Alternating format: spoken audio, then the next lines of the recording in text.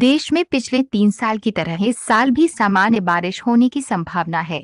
मौसम विभाग ने देश में इस साल मई के अंतिम या जून के पहले सप्ताह में मानसून के दस्तक देने की उम्मीद जताई है। मौसम विभाग के महानिदेशक के जे रमेश ने इस साल के लिए मौसम के दीर्घावधि पूर्वानुमान का ब्यौरा देते हुए ये जानकारी दी। रमेश ने पहले चरण में अप्रैल से जून तक का पूर्वानुमान व्यक्त करते हुए संवाददाताओं को बताया कि इस साल दक्षिण पश्चिमी मानसून मई के अंतिम या जून के पहले सप्ताह में केरल तट पर दस्तक देगा। उन्होंने बताया कि मानसून के सक्रिय होने के बाद इसकी वास्तविक अनुमानित मात्रा के बारे में दूसरे चरण के दीर्घावधि पूर्वानुमान के अंतर्गत आगामी जून के दूसरे सप्ताह में बताया जा सकेगा। उसी समय देश के विभिन्न भागों में बारिश के स्तर का पूर्वानुमान घोषित किया जा सकेगा।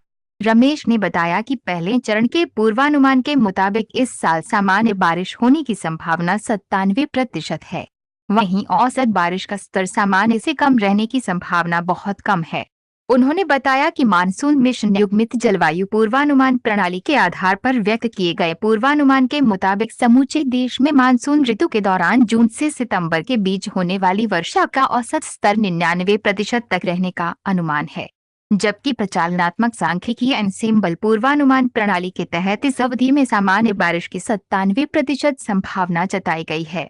विभिन्न श्रेणियों में पूर्वानुमान के मुताबिक जून से सितंबर के बीच बारिश का स्तर सामान्य, औसत वर्षा का स्तर 96 से 104% रहने की संभाव्यता 42% और सामान्य से अधिक 104 से 110% रहने की संभाव्यता 12% रहने का पूर्वानुमान है, जबकि सामान्य से कम श्रेणी 90 से 96% की संभाव्यता 30% और न्यून श्रेणी 90% से कम की संभाव्यता मात्र 14% रहने का अनुमान है।